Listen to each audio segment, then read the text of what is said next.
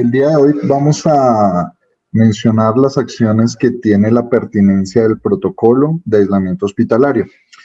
Frente al que nosotros estábamos manejando, se hicieron unas actualizaciones, por lo cual el protocolo se le dio una colorimetría para poder determinar qué tipo de aislamiento vamos a realizar frente a cada uno de los casos especiales que se nos van a presentar con nuestros pacientes. Entonces, el protocolo se ajustó conforme a los lineamientos del Ministerio y la Organización Panamericana de la Salud, OPS-OMS. Lo que primero tenemos que verificar es el hecho de que nosotros tenemos unas infecciones asociadas a la atención en salud, ¿sí? El aumento de la resistencia bacteriana se ha considerado un problema de interés en salud pública debido al alto impacto y movilidad y mortalidad, y el aumento de la estancia hospitalaria son determinantes y costos derivados de la atención en salud. Esto implica que cada vez que nosotros tenemos iatrogenias, malos manejos, malas prácticas en cuestiones de salud, vamos a generar un riesgo de infecciones asociadas al cuidado de la salud, que esto se ve implícitamente relacionado con el aumento en los costos, tanto institucionales como para el paciente, que es el que realmente está comprometido. La triada de la enfermedad va dada por las infecciones asociadas al cuidado de la salud.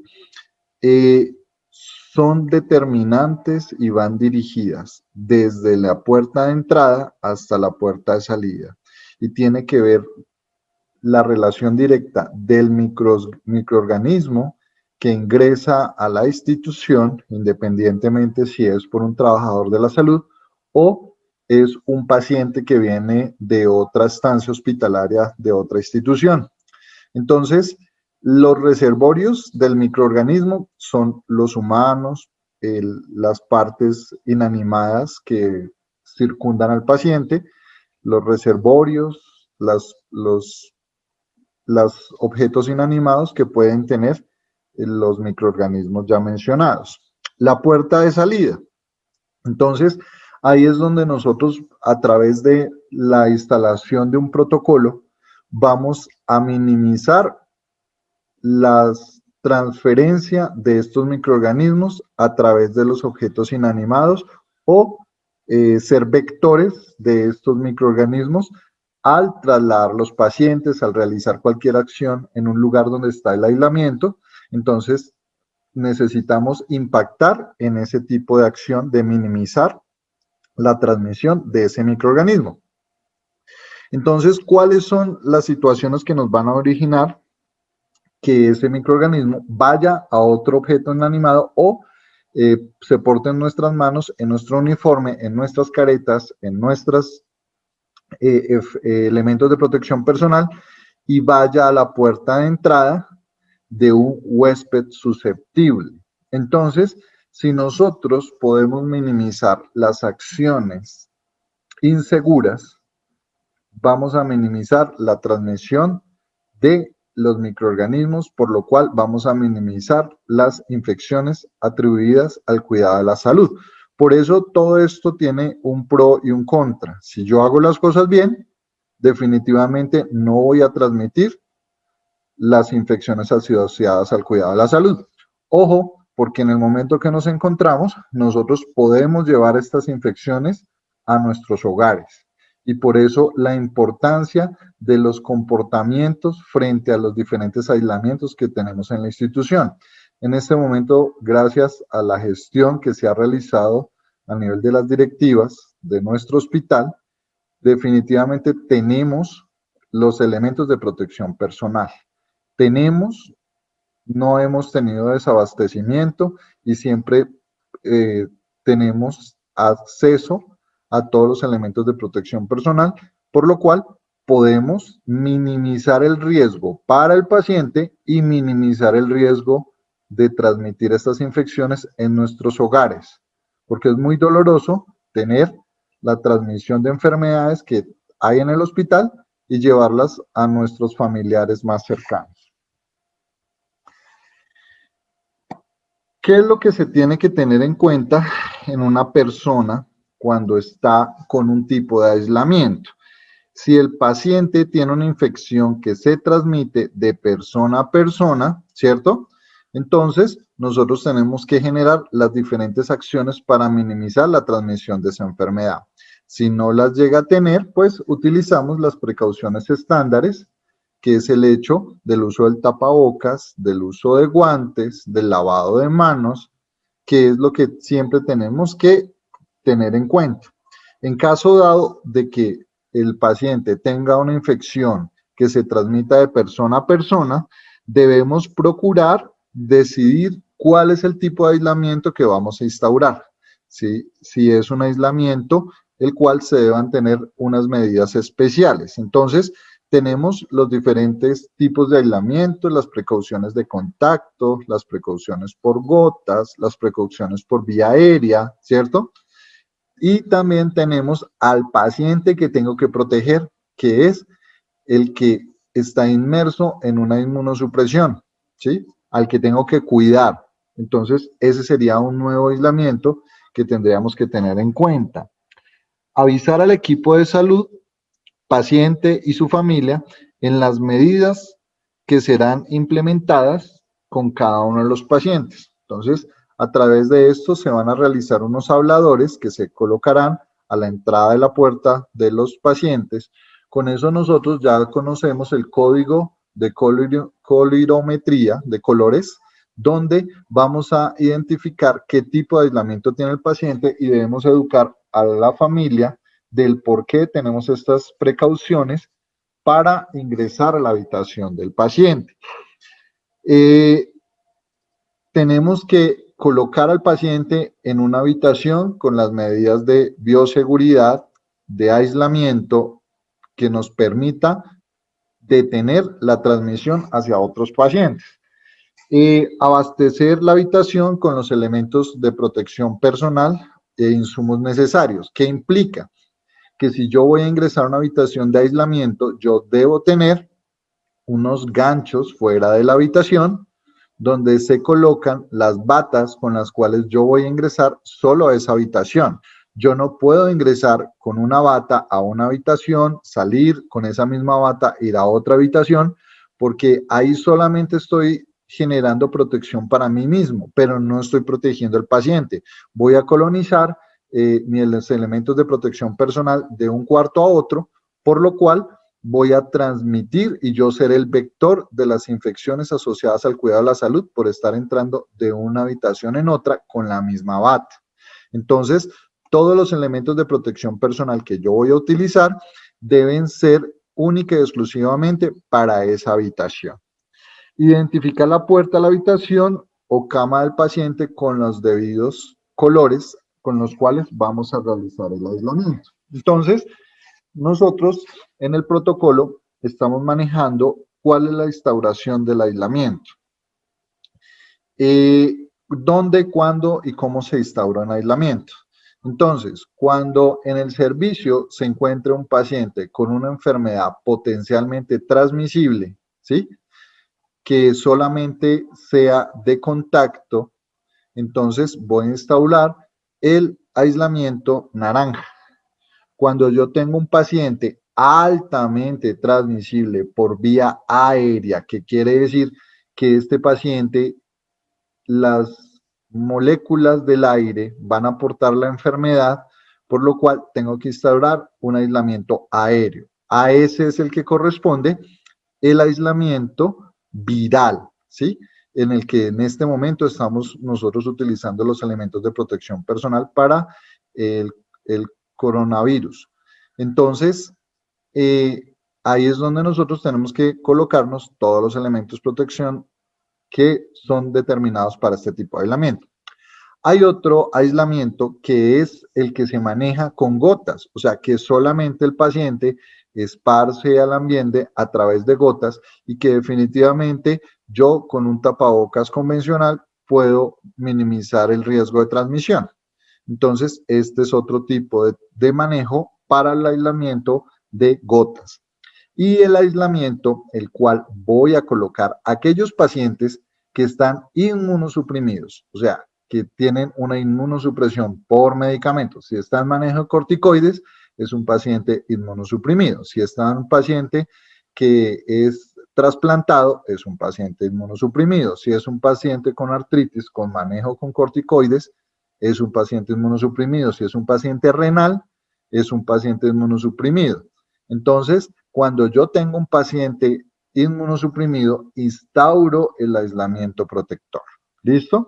Entonces, la instalación de este tipo de aislamientos va determinada por el equipo de salud, que en este momento es el Comité de Infecciones y específicamente los profesionales de los servicios, que son los que determinan si hay un paciente para aislar. Entonces, inmediatamente se avisa a epidemiología, donde se debate la posibilidad de instaurar un aislamiento y también en el momento que se levanta el aislamiento.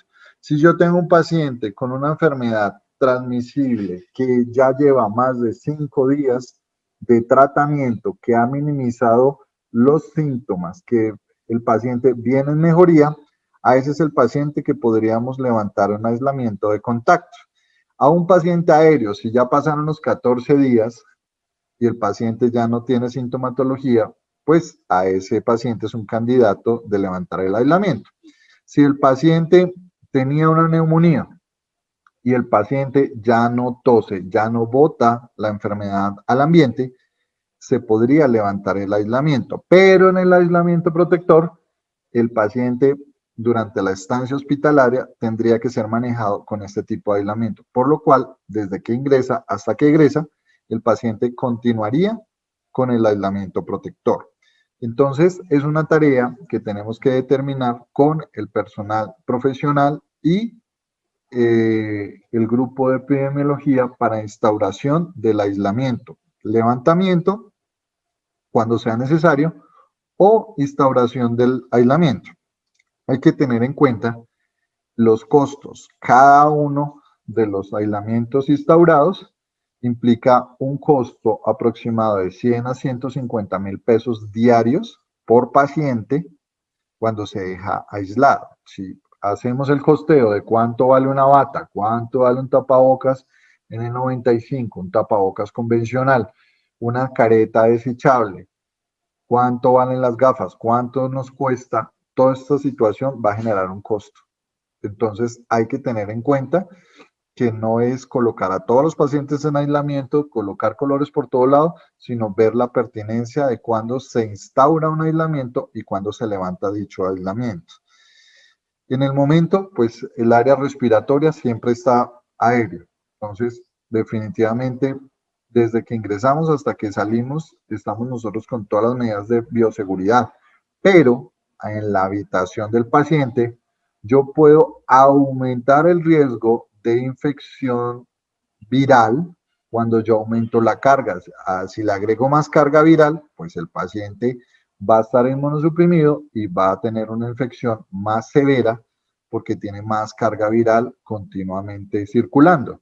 Entonces, si yo meto a 5 pacientes de la misma situación, diferentes cepas, pues ahí es donde voy a tener un paciente que va a transmitir otra cepa al otro, la otra se va a contagiar de la misma o la anterior y definitivamente no podría tener 5 pacientes con una diferente cepa. Y eso, ¿cuándo es la cepa? 3 a 5 días después de que sale el reporte. Entonces, ya no habría nada que hacer.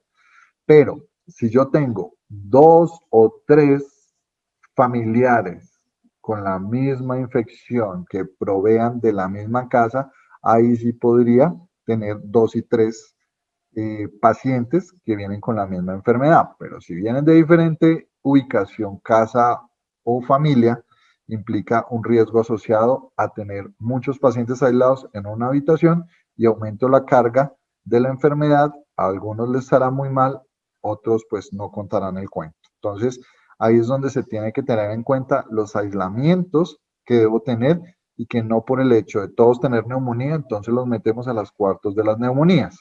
Entonces, tiene que ir direccionado del médico tratante, del profesional de enfermería, de epidemiología, donde se debata la instalación y el levantamiento de los aislamientos para poder determinar cómo y qué condiciones vamos a tener para poder dejar un paciente en aislamiento. Como les había mencionado, el aislamiento protector está identificado con el color amarillo. Vamos a utilizar una bata, ¿sí? Esta bata es para proteger al paciente. Yo puedo, en el momento de mi trabajo, entrar a muchas habitaciones en mi uniforme, eh, tener muchísimas infecciones y virus, y cuando voy a manipular al paciente inmunosuprimido, es donde voy a llevarle toda la carga a la enfermedad. Entonces, en el momento que nosotros vamos a instaurar una ronda médica, donde vamos a hacer administración de medicamentos, el primer cubículo que yo tengo que visitar es el inmunosuprimido, el paciente que tengo que proteger. Entonces, con eso no paso por todas las habitaciones y luego le traigo lo de todas las habitaciones a esta habitación, sino simplemente arranco con él y ya minimizo el riesgo de traerle cualquier otro microorganismo, virus o demás a la habitación. La bata tiene que estar afuera de la habitación del paciente y es única bata para ingresar a esta habitación. Entonces necesitaríamos batas para los familiares, necesitaríamos batas para el personal de salud, fisioterapia, médico, enfermera y auxiliar. Entonces necesitamos utilizar mínimo 3 batas con las cuales van a ingresar a estar con el paciente. Acuérdense que cuando se instaura un aislamiento, tenemos un comportamiento adentro de la habitación. Y ese comportamiento también implica, y en ese momento de pandemia, implica que las visitas están restringidas, por lo cual solo habrá un familiar que estará con él y disminuiremos que no estén viniendo 2 y 3 familiares en el día porque implica mayor riesgo de transmisión. El uso de mascarilla en el aislamiento protector es una mascarilla quirúrgica normal. El uso de guantes para no tener contacto con el paciente.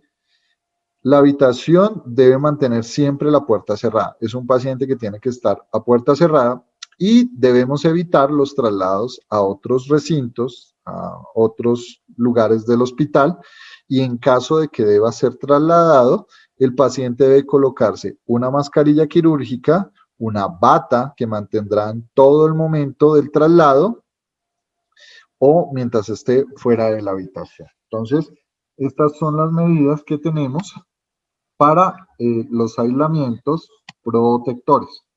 Ahora vamos a verificar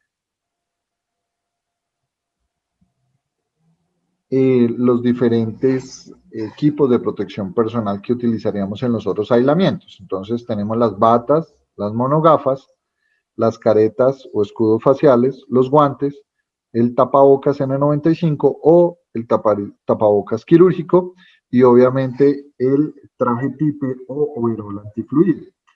Cuando ya necesitamos instaurar un aislamiento de contacto, entonces acá tenemos unas medidas de mantener los elementos de protección personal todo el tiempo y a la salida inmediatamente retirar. Y solamente estos elementos los utilizaríamos para ingresar a la habitación del paciente. ¿Qué quiere decir? Que la bata solo ingresaría a esta habitación. Si yo tengo una careta o escudo facial, debo minimizar el riesgo de no entrar a otras habitaciones con esta careta, por lo cual tengo que generar una muy buena desinfección con jabón y luego terminamos con alcohol, que es algo que podríamos manejar al interior del servicio. En caso dado que pues no pueda hacerlo en el servicio, se enviará pues al servicio de, de donde van a hacer las desinfecciones, donde van a utilizar los elementos necesarios para desinfectar esta careta. Entonces, casi que podríamos decir que la careta o escudo facial sería solamente para ingresar, o si yo tengo la forma de garantizar una muy buena desinfección para desinfectarla e ingresar a otro cubículo, pues puedo utilizar esta misma máscara. El uso de guantes necesario para ingresar al cubículo. La mascarilla puede ser una mascarilla quirúrgica, no necesita un N95 para mantener el contacto. Si es posible, entonces la habitación puede ser compartida con pacientes que estén más de 1 metro de distancia entre camas y la puerta siempre debe estar cerrada. Entonces, cuando yo coloco a más de una persona en la habitación, cuando comparten un microorganismo que no es volátil, que es de contacto, que tiene más de 1 metro de separación y que definitivamente voy a tener controlado el manejo y la circulación interna de los familiares. Si el familiar está circulando por toda la habitación, inmediatamente implica decirle a este familiar que no puede hacerlo o definitivamente que cambien de familiar, porque el hecho de que él circule por toda la habitación va a generar que contraiga la infección del otro paciente. Entonces, debe instaurarse una educación a los familiares para tener un comportamiento de acompañamiento y de no estar circulando por toda la habitación, entrando y saliendo de la habitación. Evitar el traslado del paciente a otros recintos del hospital. En caso dado de que necesite ser trasladado al servicio de radiología, TAC o en remisión, el paciente debe colocarse una mascarilla quirúrgica, una bata quirúrgica que mantendrá durante todo el momento que esté fuera de la habitación. Para aislamiento de gotas, este es un aislamiento en el cual nosotros podemos contener la enfermedad a través del uso de los equipos de protección personal y son enfermedades que son transmitidas por gotas que yo puedo detener fácilmente con el hecho de utilizar una mascarilla quirúrgica. Entonces, para ello vamos a tener bata, careta o escudo facial, guantes, mascarilla quirúrgica y la habitación debe ser individual en lo posible y si es compartida debe tener una separación entre 1 metro o 1,5 metros entre las camas, debe tener una muy buena ventilación hacia el exterior del edificio y la presión del aire debe ser una presión negativa conforme no haya recirculación y vaya a generar una transmisión de un microorganismo a otro paciente. Entonces, como estas son enfermedades volátiles que se pueden lanzar al ambiente por gotas, es necesario identificar que si son familiares, los puedo tener juntos. Si no lo son y son dos enfermedades completamente diferentes, necesito tenerlos en 2 cuartos de aislamiento diferentes. Entonces, el hecho de tener un paciente con un aislamiento de gotas implica habitación individual, a no ser que un paciente ya lleve 5 días de tratamiento y ya el paciente pues no sea altamente contagioso, haya disminuido la tos y el otro también presente unas condiciones parecidas o definitivamente no tenga tos que pueda esparcir esto al ambiente. En un caso contrario, no se pueden colocar 2 pacientes juntos, por lo cual tendría que ser habitaciones individuales. Evitar el traslado del paciente a otros recintos del hospital y si se requiere traslado, el paciente debe colocarse una mascarilla quirúrgica que mantendrá en todo momento mientras esté fuera de la habitación. Vean que en este caso ya no se utiliza una bata, sino solamente con la mascarilla quirúrgica porque es un aislamiento únicamente para la vía aérea, o sea, transmisión por gotas. ¿Qué nos diferencia el aislamiento aéreo? Que para este sí necesariamente necesitamos todo el equipo de protección personal, que en este momento estamos utilizando para el coronavirus y tenemos que tener en cuenta que no solamente está el coronavirus, está la tuberculosis, está la varicela, está todo lo que tenga que ver con parotiditis, todo lo que es infeccioso por vía aérea altamente transmisible, quiere decir que debo instaurar un aislamiento aéreo. ¿Listo? Entonces, para este vamos a utilizar batas, monogafas, careta o escudo facial, guantes, tapabocas N95. Miren que es el único caso en el cual vamos a utilizar N95.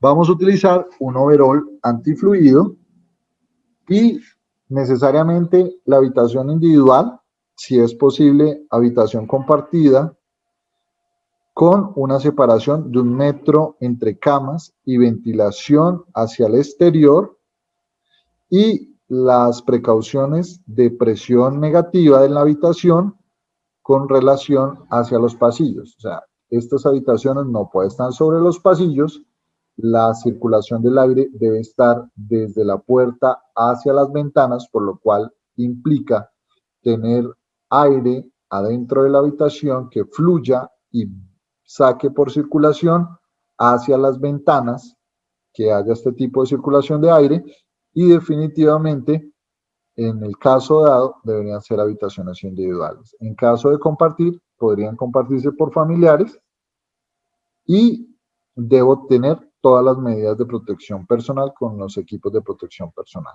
Evitar el traslado de estos pacientes en caso dado que tengan que salir del recinto. Obviamente nosotros ahorita contamos con unas cápsulas donde adentro de esas cápsulas el paciente debe mantener un tapabocas N95 que mantendrá todo el momento que esté fuera de la habitación. Entonces, para estos pacientes de vía aérea, no utilizaría bata. Única y exclusivamente introducimos en la cápsula con un tapabocas N95. ¿Listo? Entonces, de esta forma, nosotros vamos a manejar este tipo de colorimetría. Todo esto fue dado por el Manual de Medidas Básicas para el Control de Infecciones del Ministerio, documento que surge en el 2018. Los colores se asociaron conforme al manejo de infecciones asociadas al cuidado de la salud y que se tienen en cuenta en algunas instituciones para determinar los códigos de colores para poder realizar los aislamientos. Cuando vamos a mencionar el color naranja, sabemos que es de contacto, el color verde sabemos que es aéreo, el color azul sabemos que es por gotas y el color amarillo es el de proteger, el de protección, por lo cual con estos 4 colores haríamos los diferentes aislamientos a nivel institucional y generaríamos acciones de minimizar las infecciones asociadas al cuidado de la salud. Entonces, a través de este protocolo, en otro tiempo podríamos utilizar los diferentes colores en servicios diferentes a respiratorio, pues definitivamente podríamos instaurarlo, pero en el área respiratoria definitivamente el comportamiento es verde a toda hora. Entonces, tienen que tener en cuenta que necesitamos minimizar la carga viral que puede tener un paciente que está recuperándose, entonces debo procurar ingresar con una bata de solo esa habitación para no generar un aumento de carga viral en muchos pacientes que están inmunosuprimidos, trayéndoles de una carga viral de uno a otro. Entonces, ojo con los comportamientos en vías respiratorias, en el área respiratoria, de que debo también instaurar el aislamiento, utilizar todos los equipos de protección personal, pero definitivamente utilizar una bata para ingresar a esa habitación, por lo cual no puedo utilizar la misma bata para todas las habitaciones. Bueno, les agradezco, espero les haya aportado este manual y podamos ponerlo en funcionamiento a partir de ya para minimizar la transmisión de enfermedades a los pacientes y a nuestros familiares que tanto cuidamos. Muchas gracias. Buen día.